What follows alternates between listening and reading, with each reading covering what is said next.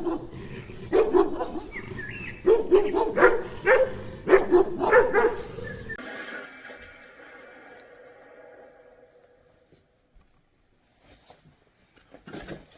back to the Black Bastard Video Podcast. It's your host, Max Road, checking out trailers, rewinding those tapes, and getting rid of videos we no longer need.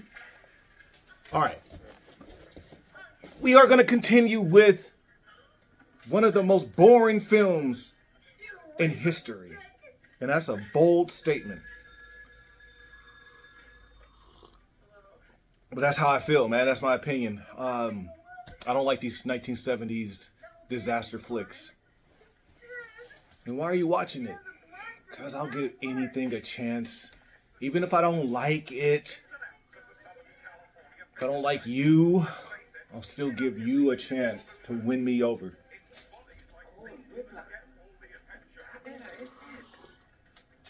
Alright, we're going to talk about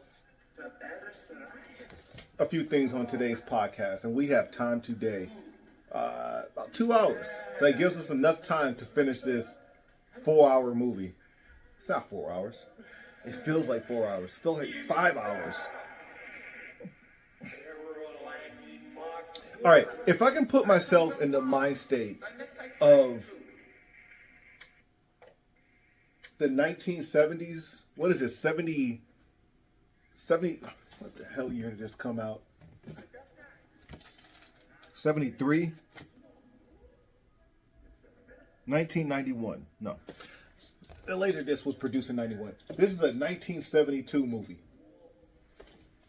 And I'm not one to be like, damn, that's old. I don't talk like that. I don't do that kind of stuff, man. I'm not disrespectful to a time period in which I did not exist in. I'm not at all. That's one thing that like turns me off about people. That really turns me off about people, that because you weren't around yet, you weren't born yet, you just completely dismiss it as if it matters that you weren't around. Like, you cannot put yourself in a different time period. Guarantee if somebody paid you, you would. Like, I bet a lot of the actors / extras you see in retro movies and TV shows don't even respect the era in which they're portraying. Except for Stranger Things. Everybody's on board. They did their research. I guarantee they watch just hours and hours of 80s flicks and 70s, you know. They probably have watched, I imagine, right? At least Dustin. I know Dustin. The actor who plays Dustin seems to be really into it. And, you know, like, aside from Stranger Things, I think there's a lot of actors and extras and what have you that they'll portray the character. They'll hit a home run there, but they won't really, and this is just me, like, coming up with this on my own, coming up with this conclusion, that they don't really respect or know much of anything about, if they're in a 70s movie or a TV show, they don't really know about the 70s. They're just reading the lines.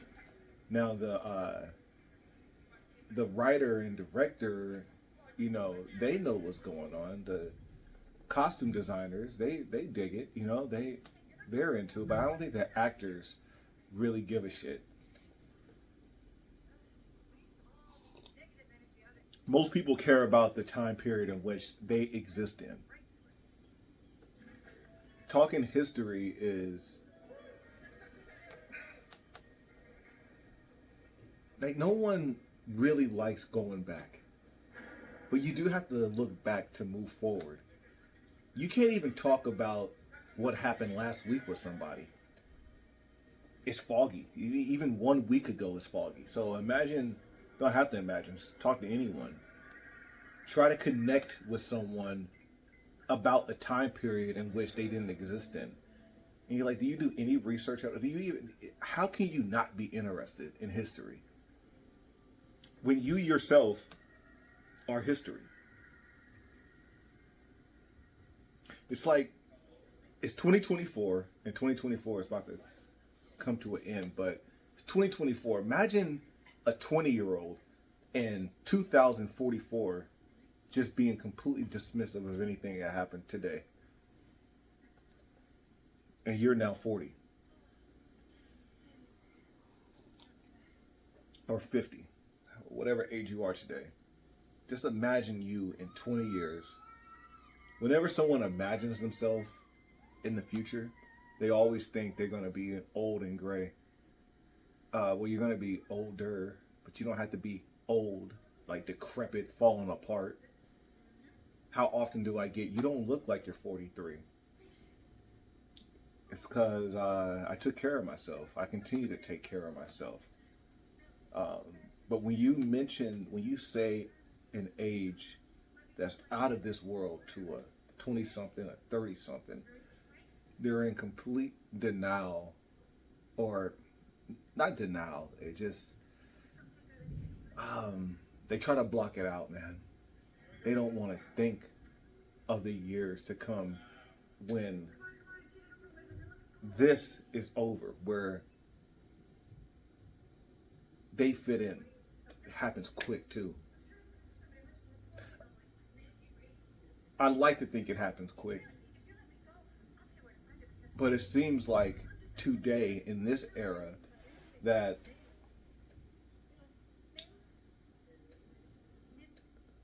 your 30-year-old of today is doing everything they can to stay relevant, to stay at the party.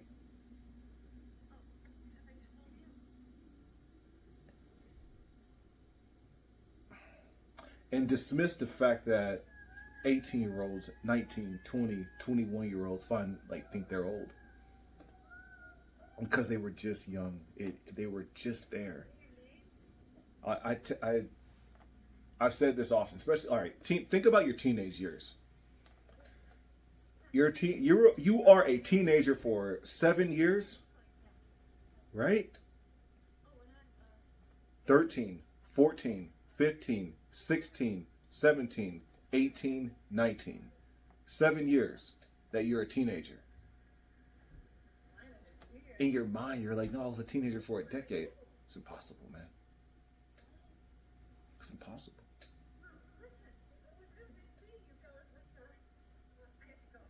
And your 20s, man, they go by so quick because you belong everywhere. Everywhere you go, everything you watch revolves around you and your age. You fit in to almost practically every television show and movie. Young, you know? Then you go into that 30s is still okay. Then you start drifting into that 34, 35 no man's land where you're like, I don't know where I fit in. I still got the energy of a 24-year-old. Let's go to a concert. You go to the concert and you feel like you're taller than everyone there. And you could be 5'11", but you feel mentally, you feel like a giant. That makes you want to get high. It makes you want to get high because they're like, I need a time machine. I need a time machine so I can go back to that rave I was at where I fit in back in the good old year of 2007. I want to go back so bad. You can't. You can go back in your mind. And that's what we're going to do here today. We're going to go back in time. We're going to put ourselves in the perspective of how it is in 1972. how boring life is. I mean,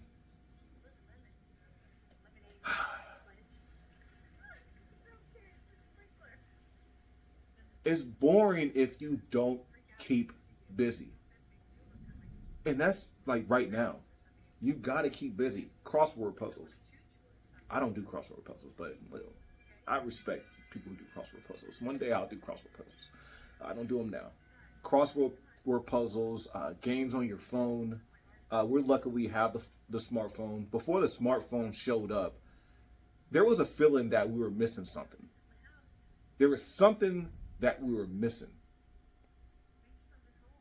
And when it showed up, you were like, we've been needing this since 1972. For all the mundane, boring Sundays, going to the DMV and just sitting there. The DMV used to play movies on mute.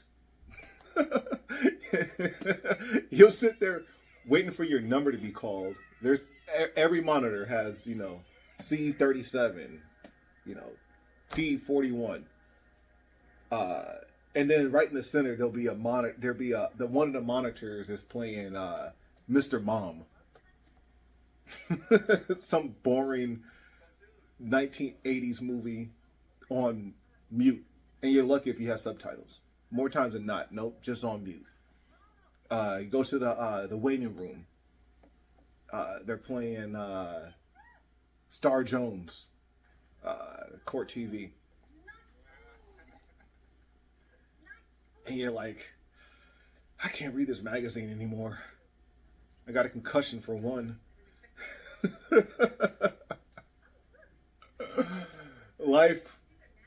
Life was boring, but only if you were a boring person. So like in 72, even though I wasn't around in 1972, I was around in 81 and on. The days were drawn out. If it's a Wednesday and it's still on, but there's nothing else to watch. If it's 10 o'clock on a Wednesday, you're home from school sick, you got The Price is Right. You got The Price is Right. If it's the evening time, you're watching Lifestyles of the Rich and Famous or Dynasty. Why would you watch those? Because there's nothing else. Okay? There's nothing else to watch. You got Dallas. Yeah, I didn't watch Dallas. There's more Dynasty than Dallas. What are they watching in the 70s? Sid and Marty Krofft. Early 70s too. 72, man. I don't even think Sid and Marty Krofft was out. I don't even really think the psychedelic era really was on the forefront, right? Was Twilight Zone still on? I mean, what the hell was going on in 72? My point is this. To break up the monotony of life, when you saw a trailer for a movie, you were there. I mean, this was something planned out. And it's a blockbuster. I mean, it's not even a term of blockbuster. What are these called? If they even had a term. If they called them disaster flicks back then, I don't know. But there's this disaster flick called the Poseidon Adventure. And we're going. Alright, so this is side B to the Poseidon Adventure, which from this angle, from this time period in life, 2024, this is a very shitty, boring ass movie. But I can only imagine how exciting this was to go see in 1972. I believe it had 8 Academy Award winners, Academy Award winning actors. in this film. You know, so that was a that coerced you to go see the movie. Like, okay, you got some big names up here, man. Popeye Doyle's in this. Was it already out? Is Popeye Doyle, is that a 60s movie or a 70s movie? I'm not good at shit like that. Anyway, Gene Hackman's in here. See, these guys are watching TV. What else are they going to do? They can't pull out a smartphone. They're going to read a newspaper?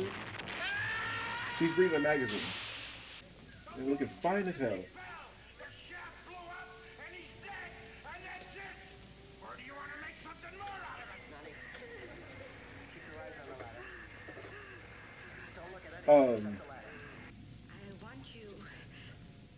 So yeah, if you have a laser disc of the Poseidon Adventure, put on side B. Press play in 5, 4, 3, 2, 1.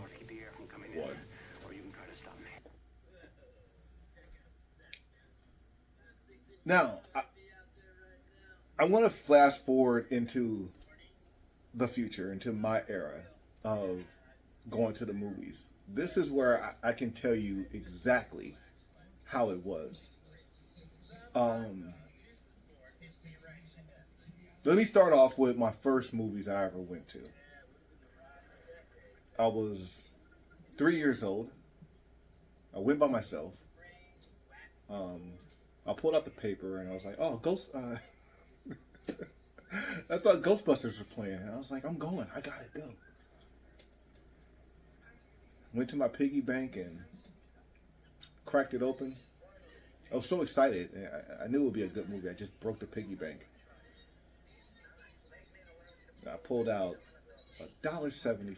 That's how much this movie cost. No, I'm kidding. My mom, she took me and my sister to go see Ghostbusters.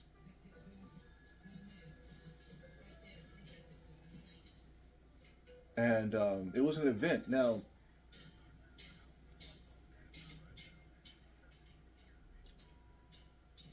I don't know if you guys understand what I'm saying. If you grew up raised by your mother, as I was, my father's right around the corner. He's on the other side of the water. I live in SF. He lives in Oakland. If I want to see my father, I can see my father, okay? I don't want to see him. I don't really want to hang out with him because he's boring. He wants to go fishing. I want to do cool stuff, like go see Ghostbusters. Thank God I got a mom who does cool shit. And from what I know, from what I experience, moms, yeah, they spend money, but they make money, and they like to do and see cool shit. A guy will have you sitting in a room, if it's your dad, right? He'll have you sitting in a room with a 10-year-old TV watching golf on a Saturday and doesn't even realize that his kid is bored out of his mind. He's having a great time. That's all that matters, right? But yeah, Mom took us to see Ghostbusters. I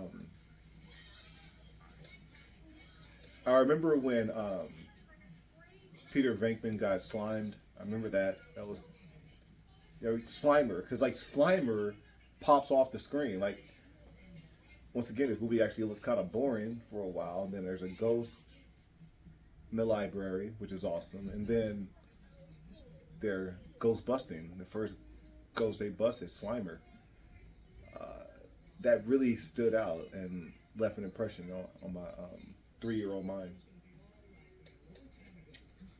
The next movie after that, and it was like maybe a week later, was Gremlins.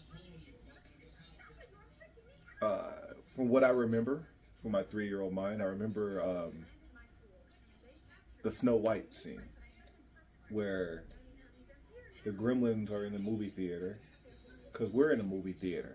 It was surreal, you know, like, it blew my mind, you know. It's my favorite scene to this day when that comes on. That was there. Hey, you know what's strange about that too? Is the Gremlins watching Snow White is their first movie experience, and me watching the Gremlins is my second movie experience. Might as well be my first.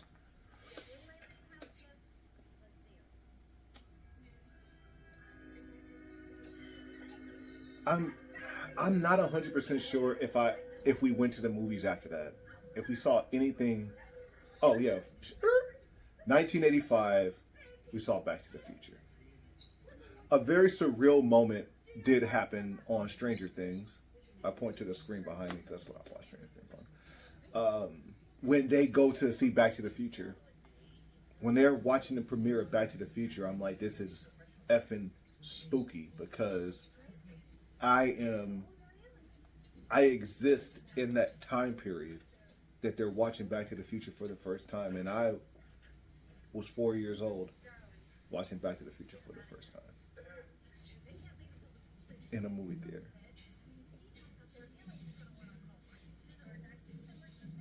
Once again, when your mom takes you to the theaters, regardless of how much money she has, or this is in the budget, you're gonna get what you want. Get your candy, get your popcorn, and get your soda. Your mom's gonna take care of you. My fourth movie experience that I remember, these are all that I remember from the 80s, is 5 Goes West. A movie experience for a child can go one way or the other. It can be very happy and adventurous, or it can be effing terrifying. 5 Goes West was terrifying. I've always been, when I was a kid, right? Not now. I mean, I wouldn't want to be lost in a foreign land, but movies where our main character is lost used to F me up to the core. Anything that's in the big city. On the movie Big, when Tom Hanks' character, his name's Josh, right? When he goes to the big city and has to stay in that SRO, that used to F me up big time. 5 Goes West, though, man.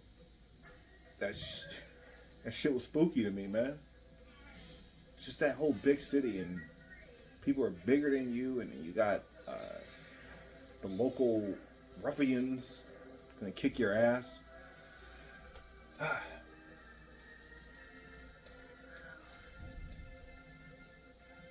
I don't believe we saw a movie in 86. I think 5 Goes West is 85. And it wasn't my mother who took me. It was my Aunt Dana, and I went with my cousin Marcus. He doesn't remember because he's 2 years younger than me. And it was a rainy day. And I remember thinking, like, I know what Dana was thinking. This is it's a cartoon, so why wouldn't my nephew and my son want to go see this cartoon? That's not how my mind worked. Whatever my mother watched, I watched. My mom is not sitting around watching cartoons. She would never take me to go see a cartoon. She would never, like, that's not, like, in her mind that we go to the movies and watch a cartoon. No, you go to the movies to watch a movie. And movies have flesh and blood. They're real things that you can touch. Once again, I'm really trying to emphasize, like, the person who brings you to the movies, it can be a joyous occasion, or it can be ass.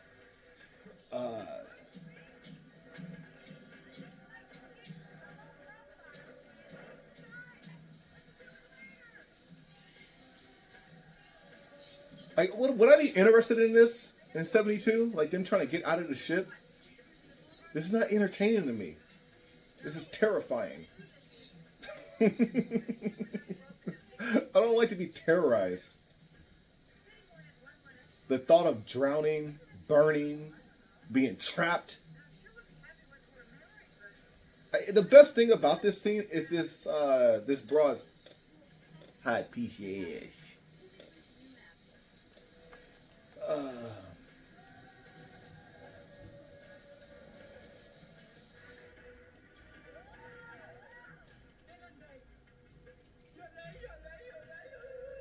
The fourth movie that I remember seeing with my mother, Aliens. Now I'm 6 years old. I'm starting to like, you know, I'm a man at this point. Great experience, great time.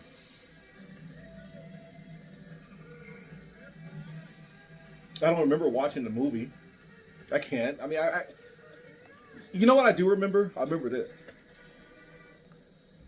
I remember my mom used to be skinny, just like Sigourney Weaver's character.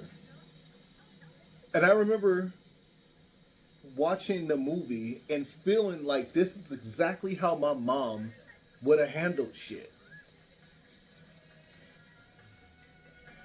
That's why I do advocate that when it makes sense, a woman should be the lead character. You know, like Tank Girl. I don't go see Tank Girl and think and expect a guy to be leading the charge. You know, it's Tank Girl.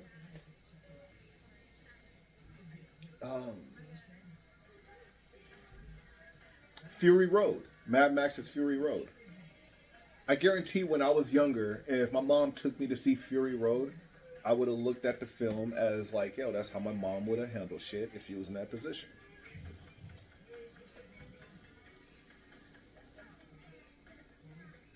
I do remember it was daytime. I'm pretty sure it was daytime we went to go see Fury Road. Now, at this point, that's 1, 2, 3, let's see, 1, 2, 3, 4, 5. 5 movies by 87. Now, I don't know if you guys can tell, I'm black. Now, and my family ain't the Huxtables, okay? We got money, but we ain't got money like that, okay? And you know what I mean, okay? We ain't got that money like that to just be going to the movies. Even though they cost, I don't know, $1.25? $1.25 is a lot back in the freaking 80s, man. With Reaganomics, you don't just do things like that. That's why when you would go, like, man, I'm talking from my perspective. I don't know what y'all was like, how it was like for you. When you would go hang out with your dad, he wouldn't do shit. He wouldn't do shit. I mean, I don't have one memory of going to the movies with my father. I'm trying to think.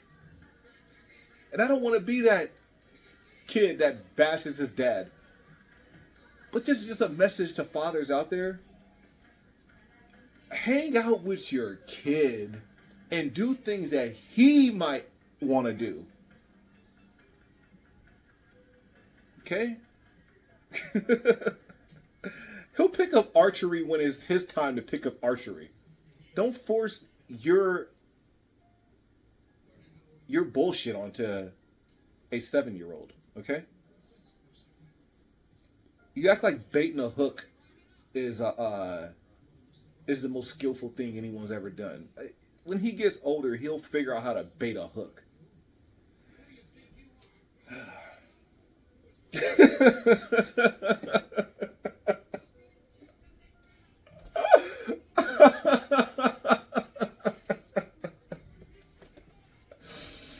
Oh shit.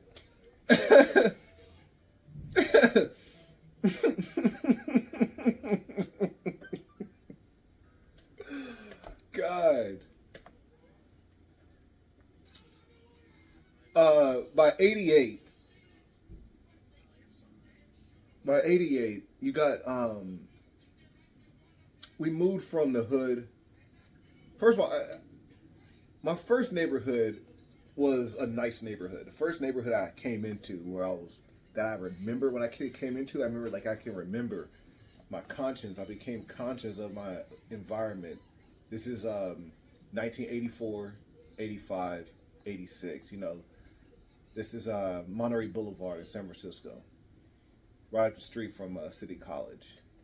Always foggy. That's what I remember. And we had the liquor store right across the street where you get our candies. Where me and my sister went to Garbage Pail Kids.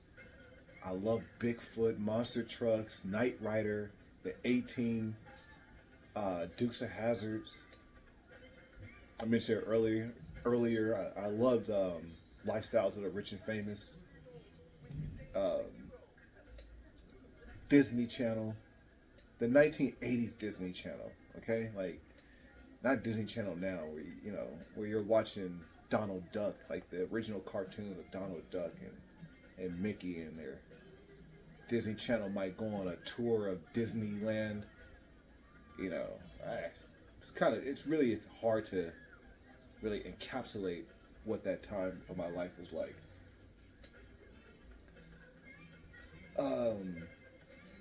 But then we moved to the hood.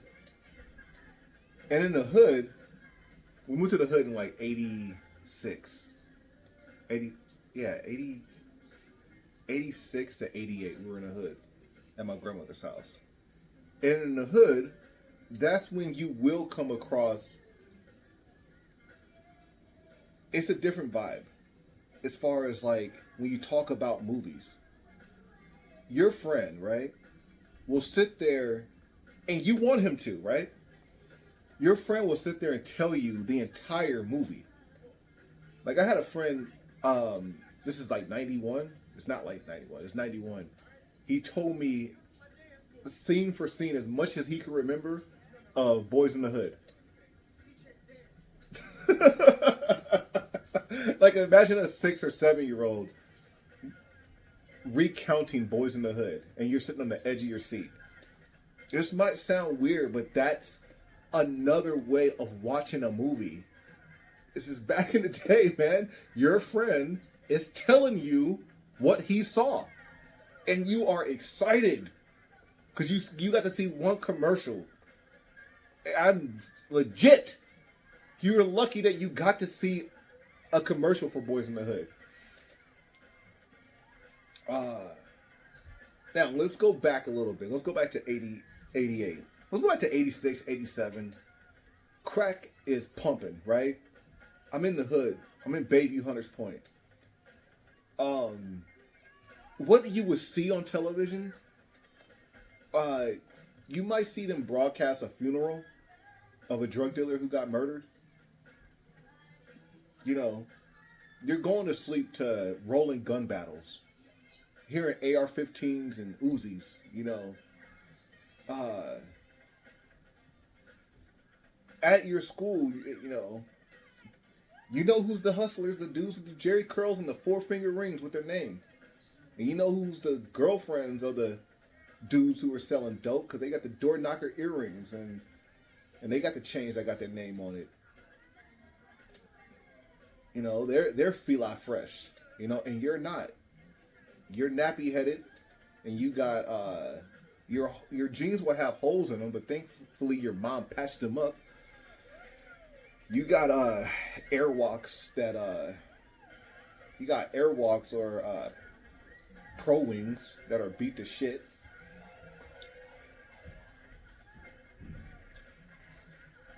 You may not have ever seen crack, but you're legitimately seeing what crack is producing. So a movie comes out called Colors, and you're hearing rumblings of people getting shot at Colors, getting shot watching Colors.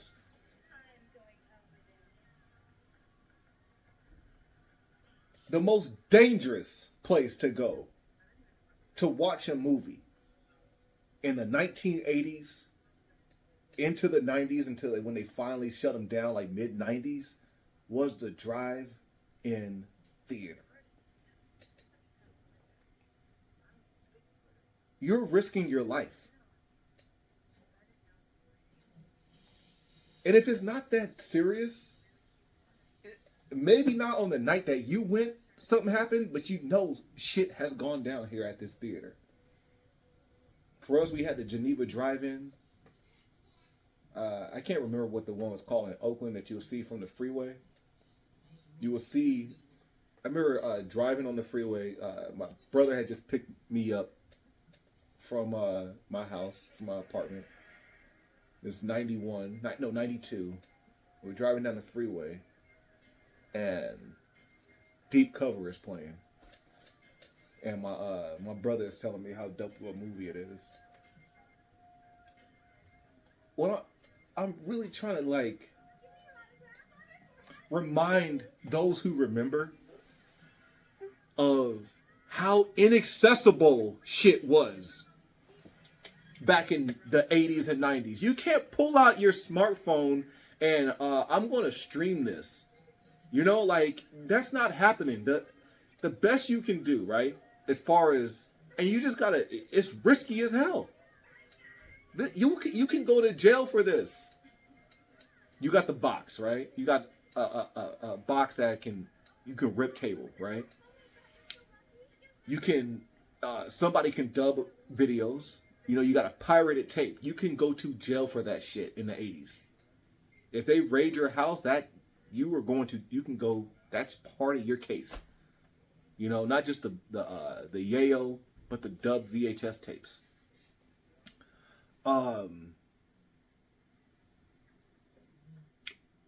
Or someone with a camcorder recorded the movie, like in the theaters, recorded the movie. That was hood shit. That was major hood shit. Those would often ruin movies for me. I'm gonna jump forward into time. I watched Titanic for the first time like that, and I watched Wild Wild West like that. And those always ruined movies for me. I don't know what it is about watching a recorded tape. But now that you're actually watching the movie, you're like, I know what happens. I know what happens. Because you already know the storyline. So you're actually not really invested into the film. But yeah, let's go back to 88. People are getting shot. This is not a joke. People are getting their heads blown off going to see Colors. So needless to say, I did not see Colors in theaters. I didn't see Colors until we moved from the hood to the suburbs and got cable. Again, we didn't have cable at my grandmother's house. And the first movie I did watch when we moved to our new settings in the suburbs, on an afternoon, me and my sister watched Colors. And Colors was like, it felt like we were watching a documentary. Because this is the shit that my mother moved us out of the hood for. Like, because of this. And to deviate a bit, that's what distinguished me from the hood. My mother's decision to get us out of the hood. Trust me, I still got into shit. In my, I was arrested at 11 years old for stealing car radios. I didn't get into as much shit as I would have. I probably wouldn't even be here today. If I am here today, I'm probably on drugs, drunk out of my mind. But we had a different perspective of the hood now that we moved out. We now moved into, we were more pop culture, like more things became more colorful and bright, illuminated in 88, 80 to 89. Now this is a time period that we didn't really go to the movies much because of cable. Which is a shame. 89, my mother, and this is the only time that I remember seeing my mother and father out together. like on a date because of me. We went to go see Naked Gun at the Cheapies. You know, Naked Gun probably at this point had been out 2 months, and I don't know if you guys had the cheapy theaters where you're from, but there's your Centuries and your United Artists, and then there's the movie theater, the malls theater, where the movies will be as low as 50 cents, something like that. Which you would think I would have saw a lot more movies in the theaters back then, but once again, we were spoiled due to the fact that we had cable. And if you really think about cable, it's the precursor to instant gratification that we get with the smartphone. Now, if this is 89, the drug game is kicking like a mother. But it's not just about drugs either. It's about set tripping.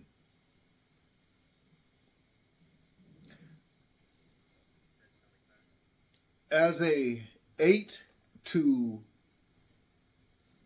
28-year-old in this time period,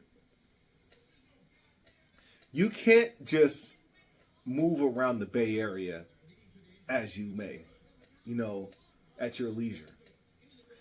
Nowadays, you can. You can hop on any bus you want and without fear that you're going to get mollywopped. But back in the 80s, 90s, if you weren't rolling with a squad, a crew, a gang, you were risking your life. You were at mercy of others.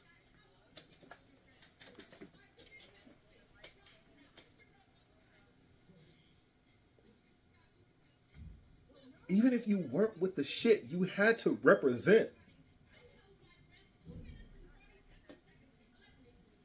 1990,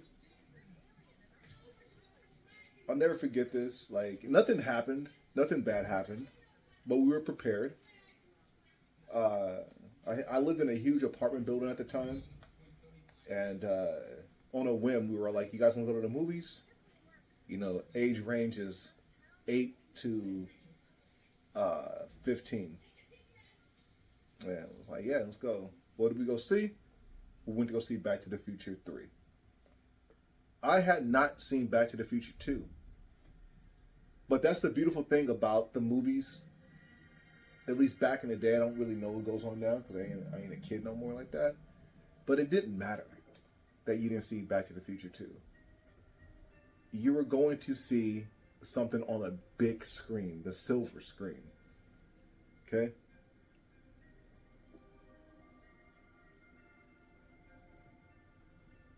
Few of us had big screens in our home. Back in 84, 85, 86, my mom had she had a big projection screen. But shit hit the fan and she had to move back when she had to move with my grandmother and great grandmother, so we didn't have the projection screen anymore. We just had the TV. But like if you go back to 1990s, now this is the time where they're starting to sell those monstrosities.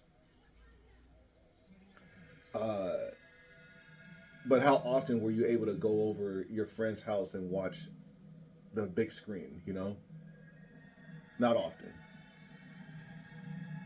And if you went over the house, it was to watch. If you went over your friend's house and watched the big screen, it was likely like you're watching a Tyson fight.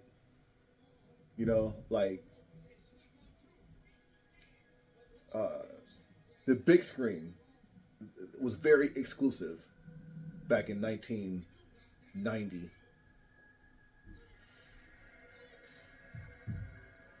So like when you have the opportunity to go see any movie, you're going. Now once again, I ain't got that money. I wasn't a hustler. I wasn't a hustler back in the day. There was things I probably could have done, from washing cars to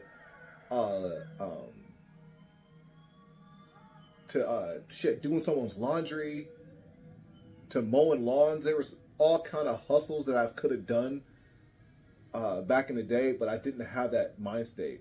Now, a friend of mine, rest in peace, Hassan, he knocked on my door one day and was like, this is 1991. I believe it's 91. It's around the time that New Jack City came out. Because I remember us all being in the hallway talking about New Jack City, the new Hood movie. It went from Colors to Boys in the Hood to New Jack City. That's where we're at this time period. And comes knocking on my door and it's like, what's up, man? What's up, Hassan? Hassan was half Italian, half Arabian. And he was like, you want to make some money? Sure, let's make some money. Now I'm thinking, you know, what are we stealing? What are we stealing it from? No, it's he wants to go shine shoes down on the peninsula. Go hit up a bunch of car dealerships and shine businessmen shoes, which I thought was lame. But I went ahead and did it, and we did make some money. Went down to Burlingame. I remember one of the dealers, he was like, the car dealers was like, I can't give you money, but I'll take you guys to Baskin Robbins. Okay, bro.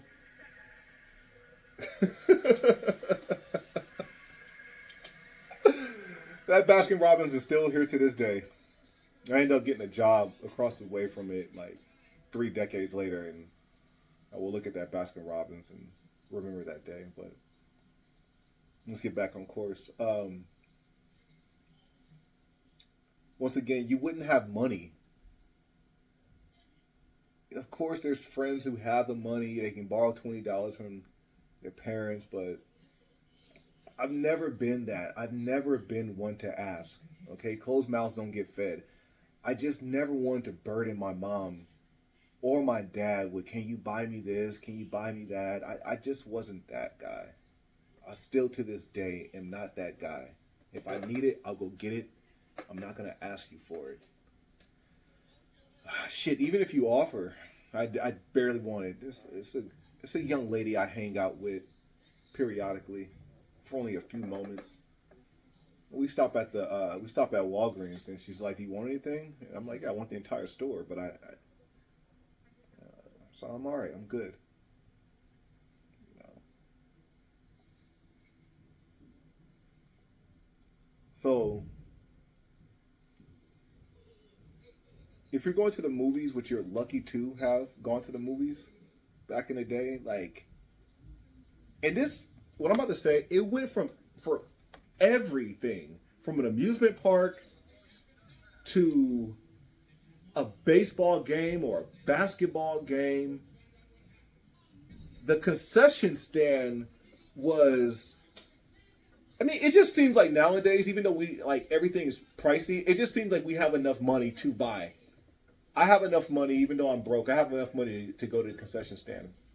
If there's a will, there's a way. But back when you're young, the concession stand, you're just like, how much is popcorn?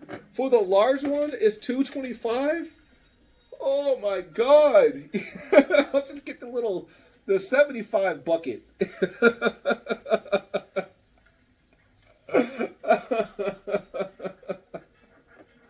And look, there's no sneaking shit in. You can go to the movies with a full course meal and just pull out the tray and just be here eating Kentucky Fried Chicken. And that was not happening back in the 80s and 90s. You will get kicked out of the theater for sneaking in food. Can't do it. I mean, why do you think that people snuck into the drive-in? You know, hiding out in the trunk, hiding in the back seat.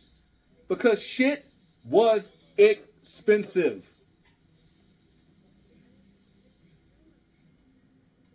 Once again, why are you guys going to the movies?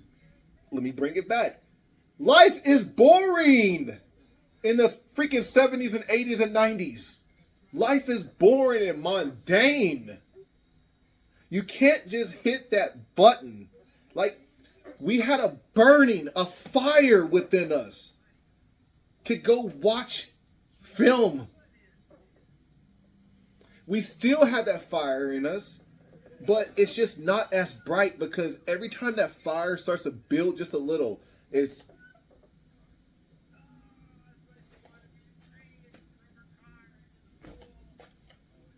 walking around like this.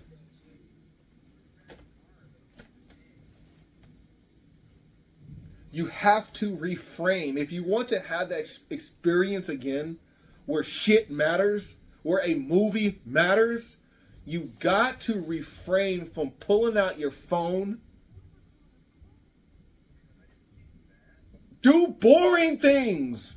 Trust me. Bore yourself to death. Then go to the movies. Luckily, I have this ability to play make-believe and to imagine how things used to be. So, like, and I don't go with anybody anymore. I don't freaking hang out with anyone anymore. Because they don't mean to, but they don't cherish time spent anymore. It means nothing to anyone. Nothing matters anymore. That experience of going to the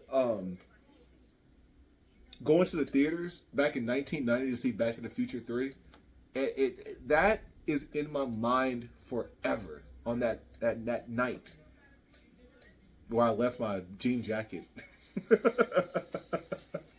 I miss that jean jacket. Why would you miss a jacket that you can't even fit? It was my Back to the Future.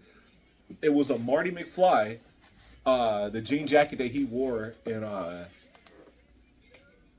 part 1. I left it in the theaters, and my sister got her ass ran for that because she was supposed to look out for me. Like, my sister was basically like a surrogate mom. She was my mother when my mother wasn't around. Now, if you couldn't make the movie, I'm tangent out right now because I know if there's anyone watching this podcast out there and really understand what I'm talking about, I know you guys remember what I'm talking about, man. I know you know what I'm talking about. Once again, things weren't accessible as they are today. You had to make a freaking choice. Things didn't suck back in the day. I'm going to give you an example right now on how things didn't suck back in the day. I'm going to try to get as many flicks from the era as possible to show you how things didn't suck. But if they're not from the same era, just kind of play make-believe as if they are, okay? Yeah, we're on Cut Box Life right now, so let's stick to Cut Box Life. And it was the same way when you would rent a movie and you would get home and you were so effing excited that you had to go take a shit because you couldn't you couldn't decide on what movie you wanted to watch first because they all kicked ass. Once again, we're going to play make-believe as if these all came out at the same time, even though they're not. I just want you to, like, I'm just going to hold up 3. And these are your choices. And you have to decide with your $1.75 or however much the movie costs on what you're going to see. And it would rack your brain. Because you'll end up choosing some shit, right? And then, like, you get to school and everybody else is talking, like, you're talking about Free Jack. Yeah, Free Jack. And everyone's like, did you see Problem Child? Did you see Problem Child too? Bro, you're doing hella funny, bro. And you're like, oh, shit.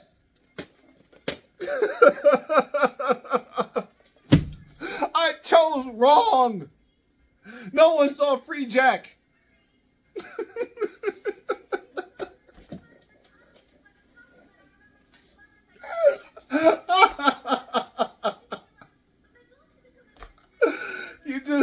no.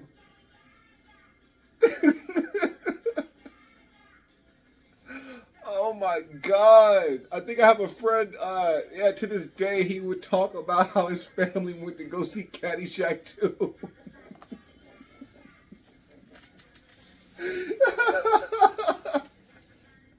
Holy shit. Oh, by the way, this movie right here played before, we saw a double feature that day. We saw Bird on the Wire into Back to the Future 3. Oh my God.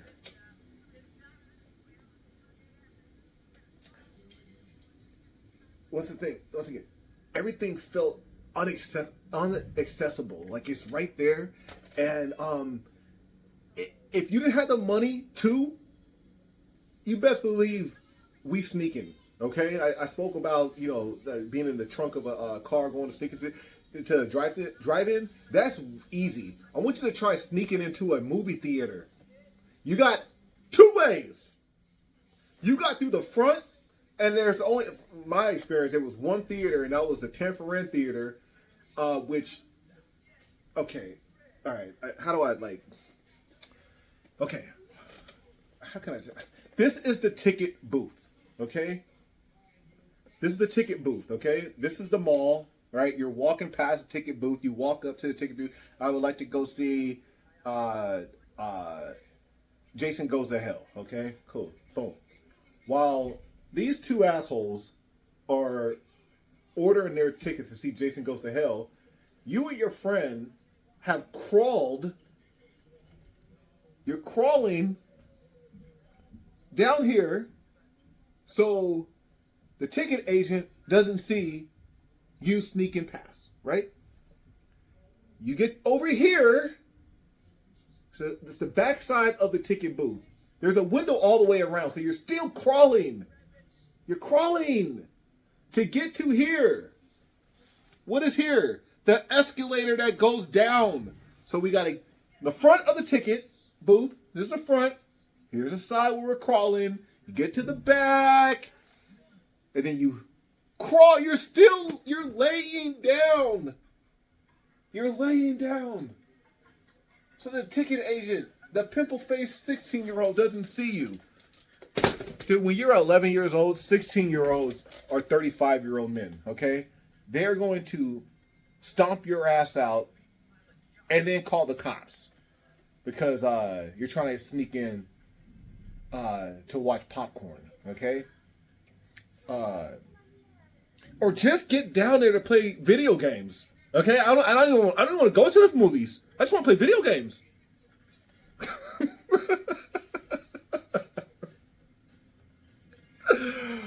Oh shit.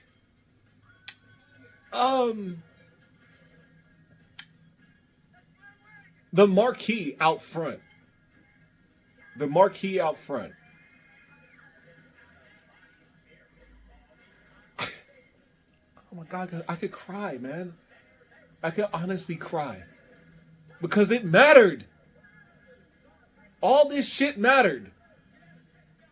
Do you even see marquees anymore? I mean, 10 for Rent is done. How? Because of Amazon? God! You're telling me everybody's inside? Go outside. Go outside and do cool things again.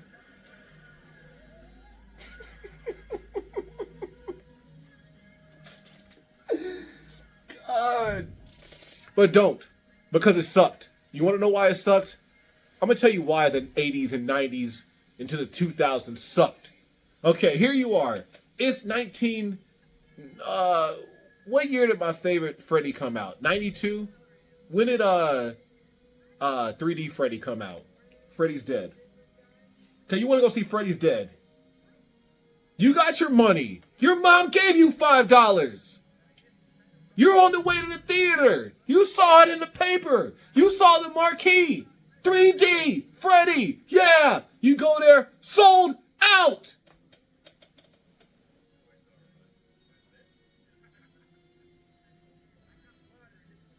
Sold out, man. The next show ain't until 11:45. 11:45? I don't even know if it's that late. Maybe, I don't know. But you ain't going to see no 8 o'clock show, goddammit. 8 o'clock show on a Friday night? You couldn't order your tickets, okay? That's how ass life was in the 80s and 90s. You ain't sneaking in no food. You can't order your tickets in advance. You can have all the ideas and the money you want back in the days, bro. And you ain't getting in. Oh, excuse me. As far as another way of getting in, sorry, I said 2 ways to get in. I didn't finish up. You go to the back of the theater and you wait. You hope and pray that someone comes out the emergency exit before a security guard shows up, and then you sneak in. But you feel guilty because you're sneaking into a theater, and you possibly are going to get kicked out because you're sitting in a seat that someone ordered. This show is sold out. All 120 seats are taken.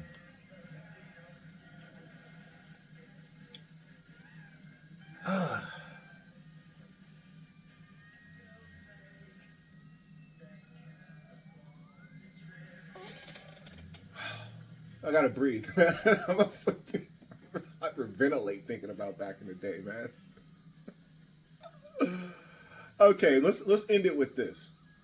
I spoke earlier how your friend will sit here and tell you the whole movie that you guys saw. That he saw that you want to see. Oh my God. Bye-bye. Oh, she's gone. Is she dead? Is that his wife?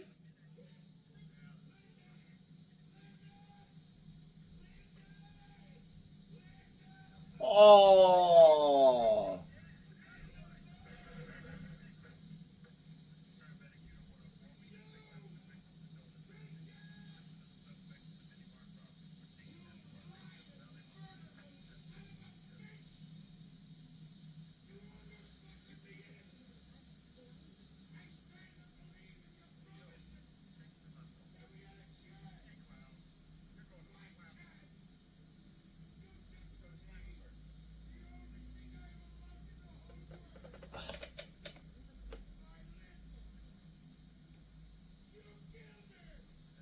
Oh.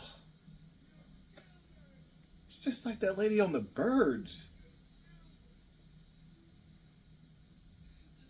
And the lady on Jaws. What is up with the 70s, man? Always pointing blame to someone that the savior gets the blame. Oh no. Oh, we're going down. It's over.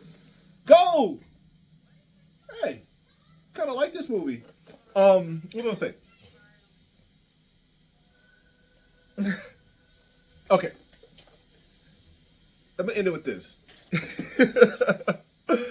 All right, now I'm at the age where I'm 11 years old, and I'm still like this to this day. As I mentioned, I recently saw Beetlejuice on a foggy night, 10 o'clock at night. I had my 7-Eleven hot dog. I had my vitamin water. I had cookies and cream Twix, king size. And I got popcorn at the theater. It was a great night. It was awesome. I didn't go with anyone. I had a great time. Back in 1992, I went to see Batman Returns. And I thought it sucked. Like, I remember it's like, because I had at this point, like all of us, I watched '89 Batman multiple times, and I was like, this doesn't feel like, this is weird. Of course I like it now, but my first thought of the film, like, you know how they get the testimonies, which that's never happened to me. If it did, I'd be like, it was good. I'm not the guy to ask. I'm not rah-rah. You know, when they do those on the commercials when, like, How did you like Batman Returns? And it was like, it was it was amazing. Batman came like this, and then the Penguin was like, rah, rah, rah. Like, I'm not that guy. I just feel like it was all right. Well, you're not going to make the segment.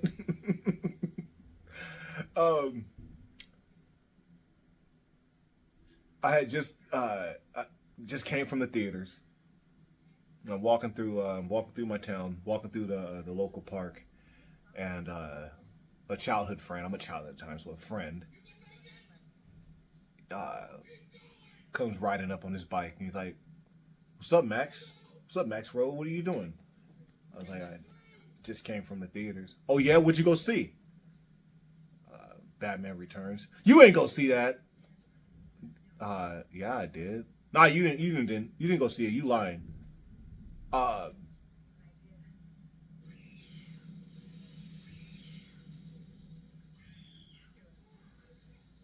Is he going to get Linda?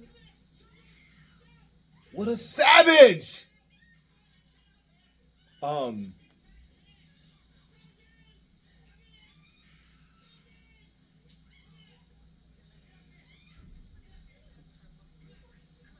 yeah, this movie's good. I like getting rid of this later. I'm gonna watch it again and again and again. It's a good movie. He had reason to not believe me. We were liars. I'm pretty sure I've lied about a movie that I saw and I ain't never seen it. You would lie about seeing a movie like you lie about losing your virginity. Yeah, I went to go see Die Hard with a Vengeance. Oh, what was it like? All right, so first it starts off right. This plane crashed into a building, right? Crane crashed into a building, and then John McClane comes up, and everyone's like, "Hey, you're gonna die." And he's like, "Not on my watch." And you're like, "Oh yeah, then what?" He's like, "Yeah." Then he hopped on a motorcycle, right? And then he I'm not gonna go on. I'm just telling you how we used to lie when we were kids, man. So this childhood friend of mine, he had ample reason to just believe I was bullshitting. Um, Now back to I'll continue on just a bit further since the movie is continue on. Now this is 92.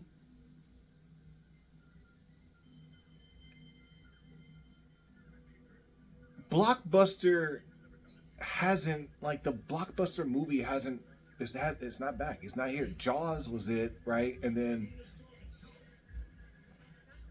yes, Ghostbusters. It just seems like back in the day was like sleeper hits. Sleeper hits. You didn't believe that it took word of mouth for this to be like, okay, we're going to go see this weekend. Like a lot of the times, like from what I feel and remember, the first week of a movie's release sucked. And then later in the week into the next weekend, that's when things were filled up.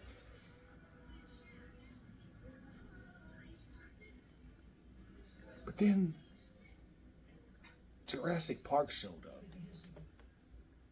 And we just saw new. We knew. And trailers were different back then, man. Trailers would definitely captivate you. And you knew that this was a different beast. And this is what I truly believe. I believe that the 90s, the early 90s was the most family friendly time for movies.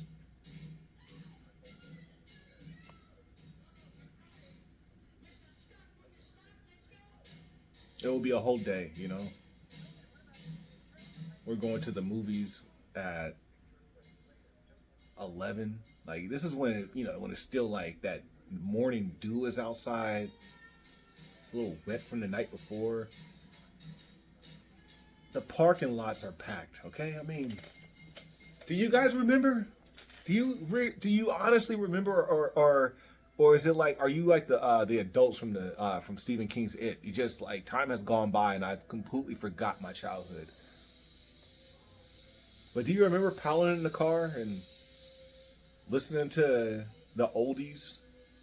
Like, they always paint the 80s as if we were always listening to Madonna. No, man. Like, the 80s, a lot of the times we were listening to songs that came out 20 years previous.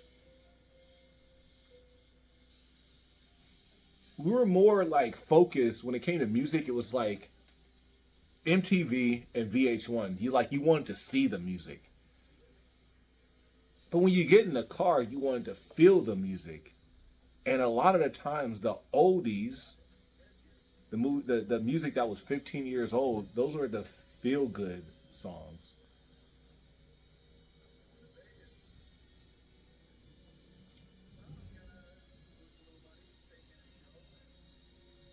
So yeah, from what I remember, I'm always talking about from my perspective, you know, with the mom, with your sister, listen to the oldies on the way to the mall theater or the one of the big chains, and there's no parking, of course. You're lucky to get a ticket. I wouldn't give a damn if the seat is all the way in the back to the right. I took my niece, and now I'm an older guy. I'm an uncle now, and I take kids to the movies. I took my niece to go see, I forget what I took her to see. Some movie back in the year 2005. This girl sat all the way up front. I thought that was the oddest damn thing.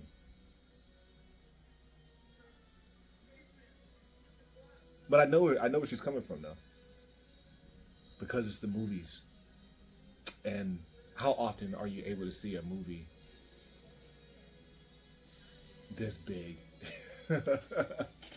All right, so that's the Poseidon adventure.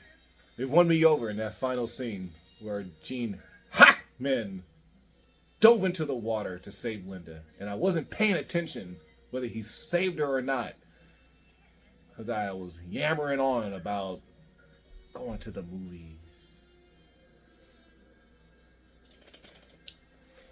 All right, you know what I do, and I've done this before.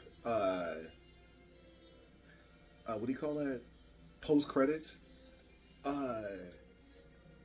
First of all, there's a lot of movies that have post credit scenes that you never knew.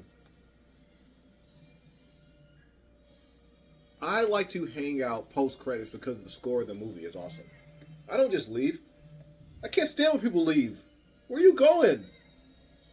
Don't leave. Let the credits roll.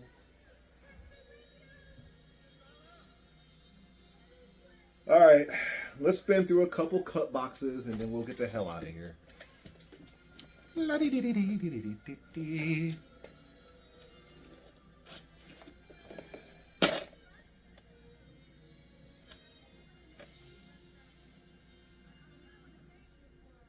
Is this my vampire movie? I don't know. Is it? I have... What is this? No, this is just some family's trip to Turkey. Crap. But I do have a... I gotta find that. I got this VHS tape where this guy just recorded... He said he did it for his mom. There ain't another tape like this in the world. He recorded this for his mom. A bunch of vampire movies. Here it is. Right here.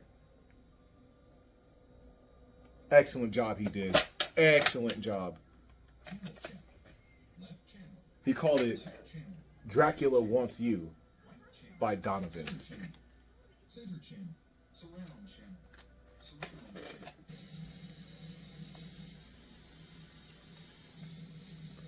Yep. How annoying is that, huh? Sound check. I've been watching this movie like for 4 hours. Why do I need to do a sound check now? You should have been done that.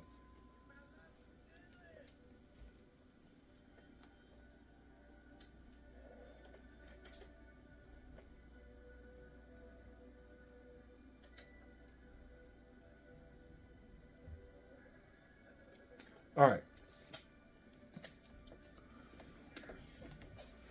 Do I have anything else to speak? I got one more thing to speak on.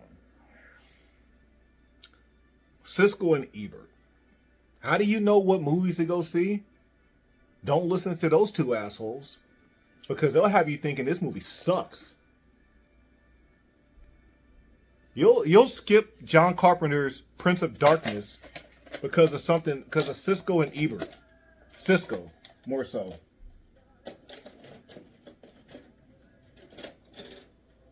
It's like they were just like contrarians for just the sake of it. All right, last time I threw on Prince of Darkness, it effed my TV up. Now, I went ahead and fast forward and rewound to see if it will play any different than it did before. And it looks like it's effing my TV up again. Great.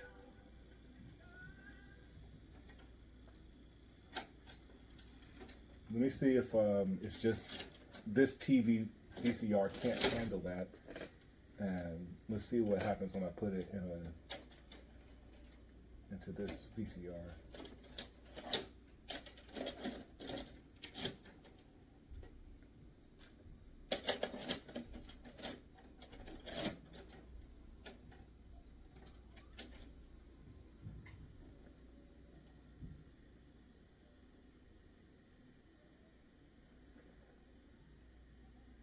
Well, great. I'll have to fix that. But, yeah, it was strictly the... Let's see if there's any trailers here, huh? Before we get up out of here. If no trailers, the podcast is going to end. If there are trailers, we keep it going. We got Bloodsuckers. Yeah. I wouldn't be surprised if Bloodsuckers is on here. On Dracula Loves You by Donovan. We have Culture Club. That's as 80s as 80s gets right there. That's ultimate 80s. Ain't that something? This damn thing couldn't handle this Prince of Darkness. It did that to me before. I gotta sit here and get it together and... Oh, we're going straight in. Alright, we got body shaping. What is body shaping about? It's exercise tape. I love my exercise tapes.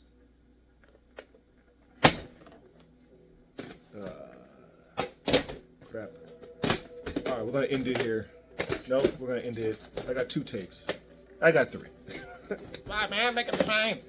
We got Gregory's Girl, okay? About a kid trying to get laid in school. One of those flicks. We got Girl Gang, which not many of you guys know about. This is a very unknown flick. I'm sure Quentin Tarantino knows about it, but your average bear don't. And we are going to end it here. I got to fix my TV VCR. I'm bummed out about that. We got The Hills Have Eyes, which I might throw on right now over Prince of Darkness. Thanks for tuning into the Black Bastard Video Podcast. I hope you enjoyed side B of the Poseidon adventure.